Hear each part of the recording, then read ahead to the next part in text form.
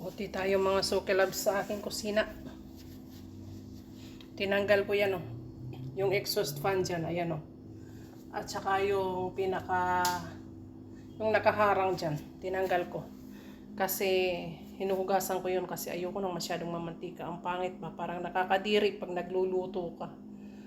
Parang feeling ko nalalaglag sa pagkain, kaya lagi ko siyang hinuhugasan. Ayan, oh. Ayan, makapal yung mantika galing dyan, oh. Ayan. Pero ang ginagawa ko, tubig na mainit ang babanlaw ko, at saka fairy na sabon, yung kulay green. Ayan, oh. Hinahaluan ko siya ng Clorox at saka yung powder na panlaba. Ganyan ang buhay ko dito mga suki loves. Easy lang. Easy pagod din. Kaya pag natulog, ngarag talaga. Grabe. Abroad pa more tayo.